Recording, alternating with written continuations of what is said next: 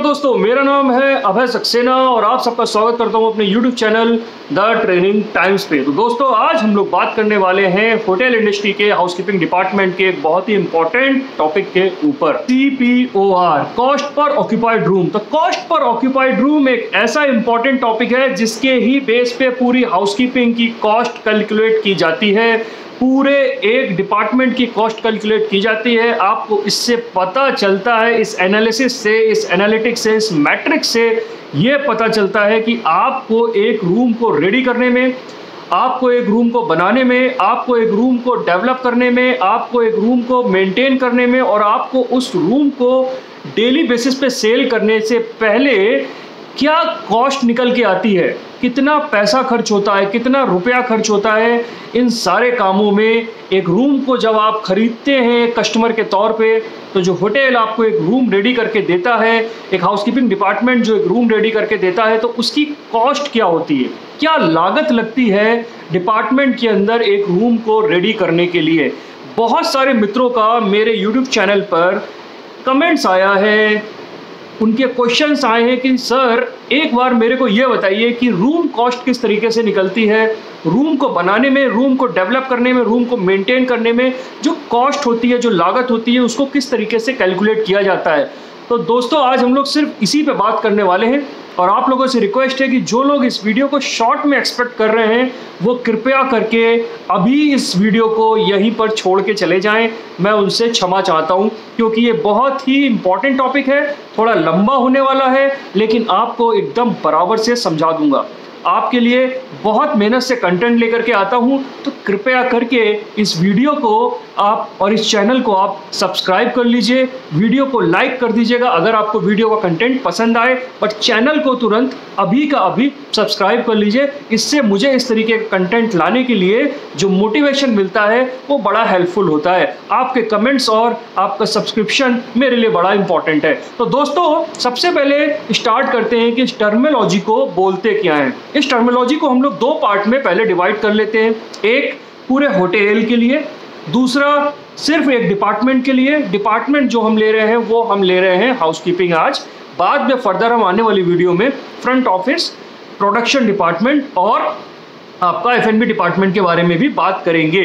तो दोस्तों, आपको बताता हूं कि इस टर्मिनोलॉजी को कहते क्या है। इस टर्मिनोलॉजी को कहते हैं CPOR। CPOR मतलब सीपोर्ट। CPOR का मतलब होता है कॉस्ट पर ऑक्यूपाइड रूम, यानी कि एक रूम को बेचने से पहले रेडी करने में जो लागत आती है उसकी क्या कॉस्ट निकलती है, ये बात किस तरीके से समझी जाए हाउसकीपिंग डिपार्टमेंट को। अगर हम इसको दूसरी तरफ ले लें तो पूरे रूम को सारे डिपार्टमेंट चलाने के लिए, मतलब कि एक रूम को जब हम बेचते हैं, सपोज कमरा नंबर 101 को जब हम बेचते हैं, तो उस कस्टमर को हर तरीके की सारे डिपार्टमेंट से रिलेटेड सर्विसेज देने में क्या कॉस्ट आती है। मतलब अगर हम इसको और सरल भाषा में समझे तो ये कह सकते हैं कि अगर एक कमरा अगर मुझे बेचना है और एक कस्टमर को पूरे 24 घंटे कैटर करना है और उससे कस्टमर का एक रूम रेट लेना है, एक रेंट लेना है, तो हमको किस तरीके की सुविधाओं को उसको देना होगा और उन सारी सुविधाओं में कितनी कॉस्ट आएगी, वो कॉस्ट को भी हम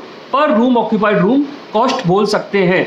बट हम पूरे होटल की यहाँ पे बात नहीं कर रहे हैं। आज हम लोग बात कर रहे हैं सिर्फ एक डिपार्टमेंट की, और वो डिपार्टमेंट है हाउसकीपिंग डिपार्टमेंट। मेरे बहुत सारे मित्रों का मैसेज आता है कि सर हमको ये बताएं कि हाउसकीपिंग डिपार्टमेंट में एक रूम को रेडी करने में कॉस्ट कितनी लगती है और कॉस्ट कितनी लगने के बाद उसको कैलकुलेट कैसे किया जाता है, उसमें किस तरीके के हेड्स को हम लोगों को इंक्लूड करना है, इन्वॉल्व करना है। तो सबसे पहले तो मैं आपको ये बता दूं कि ये कॉस्ट निकालना जो है ना, ये इंपॉर्टेंट क्यों। अगर हम इसको निकालें ही ना तो क्या काम चलेगा, अगर हम इसके बारे में पता ही ना करें तो क्या काम चलेगा, नहीं, बिल्कुल भी नहीं। क्योंकि आपको जब तक ये ही पता नहीं होगा कि हमारे एक रूम को बनाने में कितनी लागत लग रही है, तब तक आप एक डिपार्टमेंट की कॉस्ट नहीं निकाल पाएंगे। आपको डिपार्टमेंट की कॉस्ट निकालने के लिए अपने पर रूम की कॉस्ट निकालना बड़ा ही इंपॉर्टेंट है। तभी तो पता चलेगा कि एक पर्टिकुलर रूम में एक पर्टिकुलर डिपार्टमेंट का योगदान कितना है, उसका इन्वॉल्वमेंट कितना है। तभी तो आप बता पाएंगे कि आपके डिपार्टमेंट का कितना पार्ट खर्च हुआ उस रूम को आपके डिपार्टमेंट की सर्विसेज देने के लिए। एग्जाम्पल कि हाउसकीपिंग डिपार्टमेंट का कितना इन्वॉल्वमेंट था, उन्होंने कितना खर्चा किया एक पूरे 24 घंटे रुके हुए कस्टमर को सर्विस देने के लिए। तो दोस्तों मैं आपको बताना चाहूँगा कि ये बहुत ही इंपॉर्टेंट टूल है और मैट्रिक्स है, इस कॉस्ट को निकालना बहुत इंपॉर्टेंट है। इसकी ज़रूरत जो है, इसकी इंपॉर्टेंस जो है, इसकी वैल्यू जो है वो वैलिड है। ये किसी भी एक अच्छे और सक्षम हाउसकीपर को पता होनी चाहिए, किसी अच्छे और सक्षम असिस्टेंट मैनेजर हाउसकीपिंग को या सुपरवाइजर हाउसकीपिंग को पता होनी चाहिए। और मैं तो कहूँगा कि आपको जीएसए अगर आप हैं तो आपको ये सीखना चाहिए। बट अब क्वेश्चन ये आता है कि इन चारों पांचों डेजिग्नेशन में ये चीज़ कहाँ से शुरू होती है और किन को पता होनी चाहिए। तो मेरा कहने का आपसे ये तात्पर्य है कि आप इस चीज़ को सीखते हैं जब, तो वो वक्त होता है जब आप सीनियर जीएसए बनते हैं। नॉर्मल जीएसए फ्रेशर्स को ये अगर नहीं भी आता है तो काम चल जाएगा, क्योंकि ये उनके जॉब रिस्पॉन्सिबिलिटी के अंदर नहीं आता है। परंतु आपको अगर आप सुपरवाइजर हैं या सीनियर सुपरवाइजर हैं या उससे ऊपर के डेजिग्नेशन होल्ड करते हैं या आप एक एग्जीक्यूटिव हाउसकीपर हैं, तो ये एकदम जरूरी हो जाता है, 200% जरूरी हो जाता है कि आपको ये टूल, ये मैट्रिक्स, ये कैलकुलेशन एनालिसिस निकालना आनी चाहिए और आपको एक particular certain time of period का ये कॉस्ट निकालना ही पड़ेगा। अब बात आती है कि कितने तरीके से ये कॉस्ट निकाली जा सकती है और किस तरीके से निकाली जा सकती है। तो इस कॉस्ट को निकालने के कई तरीके हैं, बट जो सबसे इंपॉर्टेंट और सबसे बेसिक और सबसे इजी और सरल तरीका है वो मैं आपको आज यहाँ पर डिस्कस करने जा रहा हूँ। और इसमें क्या क्या एलिमेंट हम लेते हैं ये मैं आपको बताने जा रहा हूँ। तो तुरंत मुद्दे पे आते हैं और बात करते हैं कि इस कॉस्ट को निकाला कैसे जाता है और इसको किस तरीके से कैलकुलेट किया जाता है और इसमें क्या क्या टूल्स लगते हैं और इसमें क्या क्या पॉइंट्स को हमें इंक्लूड करना है। तो सबसे पहले आपको ये देखना है कि आपका जो एक रूम रेडी हो रहा है उसमें क्या क्या चीज़ें लग रही हैं। आपको एक एक्सेल बनानी है जिसमें आपको ये चीज़ें, ये सारे पॉइंट्स लिख लेने हैं और इसमें आपको उनकी जो लागत लग रही है वो लिख लेनी है। आपको यहाँ पे टाइम इंटरवल डिसाइड करना होगा कि आपको मंथली कॉस्ट निकालनी है, आपको फोर्टनाइटली कॉस्ट निकालनी है या आपको वीकली कॉस्ट निकालनी है। ये कम से कम वीकली निकाल सकते हैं आप, ज़्यादा से ज़्यादा ईयरली निकाल सकते हैं, क्वार्टरली निकाल सकते हैं या आप हाफ ईयरली निकाल सकते हैं। बट मैक्सिमम होटल्स के अंदर इसको मंथली निकाला जाता है और मंथली कॉस्ट के बेसिस पे आप इसको लेकर के चलते हैं और मंथ के एंड में आप ये देखते हैं कि मेरे डिपार्टमेंट में कितनी लागत लगी और एक रूम बनाने में जो बजट आया उससे मैं ऊपर था या उससे नीचे था। तो बात करते हैं कि वो एलिमेंट कौन से हैं, वो कौन कौन सी चीज़ें हैं जो हमें इसमें इन्वॉल्व करनी है। तो दोस्तों एक चीज़ को एक बहुत ही सिंपल लैंग्वेज में आप समझ लीजिए कि आपको अगर पर रूम ऑक्यूपाइड कॉस्ट निकालनी है तो आपको सबसे पहले उसमें ये देखना है कि आपको कौन कौन सी चीज़ों की कॉस्ट लेनी है। तो सबसे इंपॉर्टेंट कॉस्ट जो है वो सबसे जो मेजर कॉस्ट है वो आती है आपकी मैन पावर कॉस्ट। जैसे आप एग्जाम्पल ले लीजिए कि आप एक होटल के एग्जीक्यूटिव हाउसकीपर और आपके होटल में 10 कमरे हैं। मैं एक एग्जाम्पल के तौर पे आपको बता रहा हूँ। 10 कमरे बनाने के लिए आपने वहाँ पर 2 जीएसए रखे हुए हैं। ये सारे फिगर्स ही एक एग्जाम्पल हैं। दो जीएसए रखे हुए हैं, एक एग्जीक्यूटिव हाउसकीपर रखा हुआ है और एक सुपरवाइजर रखा हुआ है। जितने भी तरीके के मैन पावर आपने रखे हैं उन सबकी सैलरी को आप एक मंथली सैलरी को प्लस करके एक कॉस्ट निकाल लीजिए और मैन पावर कॉस्ट को ऐड कर लीजिए। उसके बाद आपके पास आता है कि आपके कमरे को बनाने में कितना तरीके का केमिकल लग रहा है, वहाँ पर कौन से टूल्स लग रहे हैं, वहाँ पे कौन सी मशीन लग रही हैं और वहाँ पे मेंटेनेंस से रिलेटेड, हाउसकीपिंग डिपार्टमेंट से रिलेटेड जो आप मेंटेनेंस कर रहे हैं वो उस सब की कॉस्ट भी निकाल के आप इसमें ऐड कर दीजिए। तीसरी कॉस्ट आती है कि आपके रूम के अंदर लॉन्ड्री कॉस्ट क्या लग रही है। लॉन्ड्री से तात्पर्य आता है कि जो टॉवल्स लग रही हैं, जो बेडशीट लग रही हैं, जो पर्दे साफ हो रहे हैं, जो और भी तरीके की कोई अगर लिनन लगा हुआ है तो उसकी कॉस्ट को भी आप निकाल करके ऐड कर दीजिए। जो भी मंथ में आपकी पूरी आई उसको ऐड कर दीजिए। डस्टर साफ हो रहे हैं, डस्टर की लॉन्ड्री हो रही, क्लीनिंग हो रही है, वो सब कुछ आप इसमें ऐड कर दीजिए। इसके बाद आपका आता है कि आपने उस रूम को बनाने में बाथरूम के अंदर कौन सी एमिनिटीज़ लगाई उसकी कॉस्ट को आपको ऐड करना है। बाथरूम के अंदर आपने कौन सी सप्लाई लगाई उसकी कॉस्ट को आपको ऐड करना है। इसके बाद आपकी टी कॉफ़ी एमिनिटीज़ की कॉस्ट को आपको ऐड करना है। इसके बाद आपको रूम के अंदर जो आपने एमिनिटीज़ और सप्लाईज लगाई हैं वो आपको ऐड करनी है। इंपॉर्टेंट कॉस्ट आती है, वो आती है आपकी रूम डेकोरेशन या रूम के अंदर किसी भी तरीके की साज सज्जा आप कर रहे हैं उसकी कॉस्ट। जिसमें क्या चीज़ें आती हैं, जिसमें आपकी फ्लावर अगर आप रूम के अंदर लगा रहे हैं तो वो आ जाएंगी, इसके अंदर आप किसी तरीके की मैगजीन लगा रहे हैं तो वो आ जाएंगी। ये सारी चीज़ें भी आपकी रूम डेकोरेशन में, या आप किसी और प्रकार की रूम के अंदर डेकोरेशन दे रहे हैं तो वो भी इसके अंदर इन्वॉल्व हो जाएगी।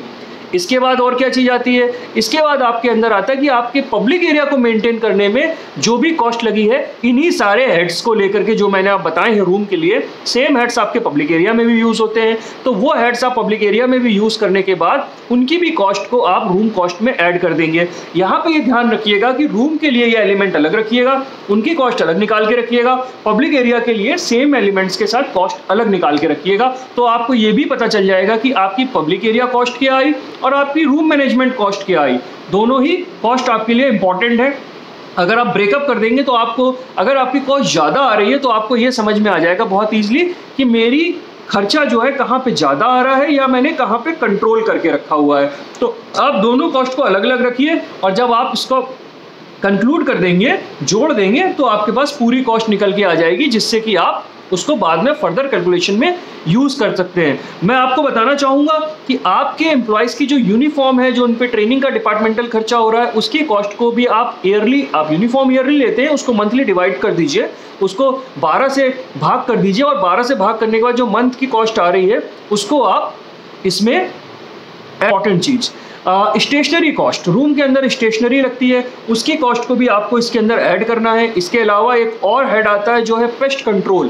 पेस्ट कंट्रोल के अंदर जो आपका मंथली खर्चा आ रहा है उसको भी आपको रूम कॉस्ट में ऐड करना है। अब आपको जब ये सारे खर्चे देख लोगे, इन सबको आप प्लस कर दो। प्लस करने के बाद एक फिगर आपके पास 1500 रुपये की जो आई, अब आपने वो 1500 रुपये को जो है डिवाइड करना है। डिवाइड मतलब भाग देना है, पूरे महीने में कितने रूम आपने बेचे, फ्रंट ऑफिस ने कितने रूम ऑक्यूपाइड हुए, फ्री या चार्जेबल बेसिस पे, दोनों ही फ्री या चार्जेबल बेसिस पे, दोनों ही कॉस्ट आपको, दोनों ही नंबर आपको लेने हैं। ये नंबर आपको कहाँ से मिलेगा, कितने रूम लगे, ये आपको रूम मैनेजमेंट रिपोर्ट से मिलेगा, या आपको फ्रंट ऑफिस ये डाटा दे देगा कि आपके एग्जाम्पल जून महीने में 10 कमरे बिके, 15 कमरे बिके, 20 कमरे बिके, 50 कमरे, जो भी एक काउंट आएगा वो 30 दिन का या 31 दिन का जो भी महीना है उसको आप ले लीजिए।